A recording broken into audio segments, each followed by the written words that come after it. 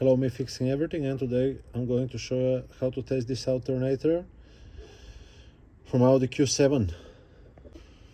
Something that is good to know before we start: you don't need to remove the alternator from the vehicle, you just need to disconnect the battery and the positive cable and the connector here on the side, I'll show you in a second.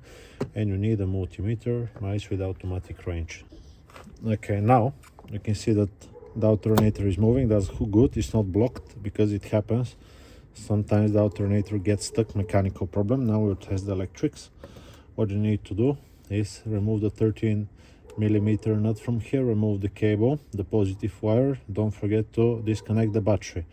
Remove the communication wire here, unplug it, and now here sometimes there is 8mm nut, sometimes there is not, sometimes there is like a retaining clips. This plastics gets removed like this.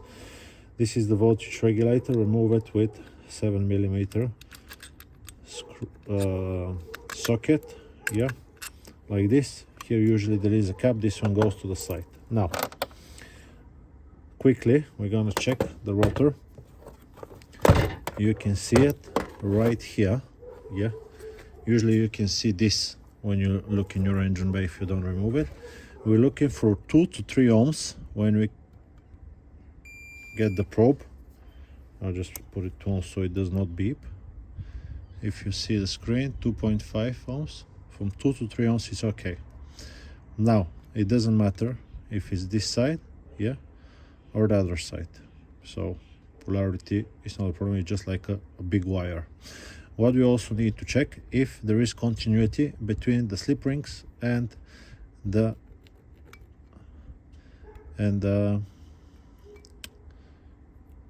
casing of the alternator. This is 16 mega ohms, so that's okay. And now we'll check the other side. 14, 17 mega ohms, that's perfectly fine.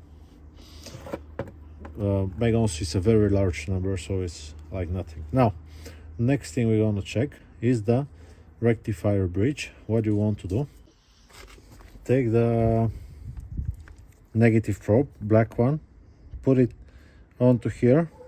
That's the post for the big red wires for the positive terminal, and touch here. Okay, this will check the diodes. We're looking for 0.5, 0.45, it's okay. 4.5 is okay. 4.5 is okay. So that's the first three. You can take the opposite and see that they don't go back. Nothing, nothing, nothing. If it beeps, it's a problem, and it's showing like a 0, 0. Now what you're gonna do is take the positive, yeah, put it here and touch it onto this side. Can you see these three? 1, 2, and the third one.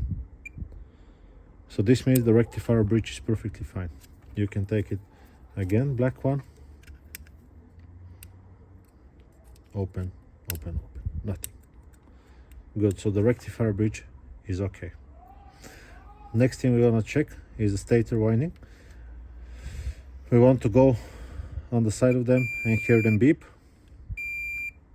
But most importantly, we want to get on one of them, yeah, put the other one here and see nothing. If you hear beeping, it's going in the bin, yeah.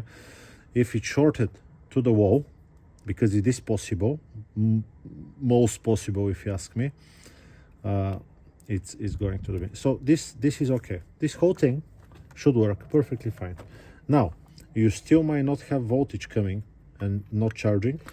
The last culprit will be this one. What you can do, which is not testing the alternator, but you can check the voltage that comes to the cable when the ignition is on. If you have 8 volts, it's definitely the voltage regulator. Unfortunately, other than the brushes, you can see these brushes are brand new. Other than the brushes, you can't check, you cannot check this voltage regulator with just a multimeter. You need a bench power supply, you need a special communicating device, because some of them are different protocols. Some will expect a signal from the computer, some of them will expect a voltage between 12 and 14 0.8 volts and whatnot, but there is a chip inside. Yeah, there is a chip with almost like 15 wires inside, so you cannot check the voltage regulator with a multimeter. If you know a way, tell me, I'll be very happy to see. But that's generally what you can check on your alternator. Stator is okay, it's not shorted.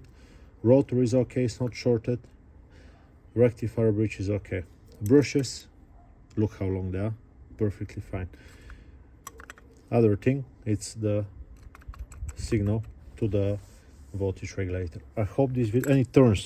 This one is not the best. Yeah, you can hear the bearing, but it does work. So that's how you can test. Some of them are 100 amperes, this is 170, some of them are a little bit less, but they're exactly the same. Yeah, I hope this video is being helpful to you. I'll just put it back now, and I will see you on to the next one. I'll be happy if you leave me a comment, or even if it's negative, I might not reply, but I'll still read it. That's it. Bye bye.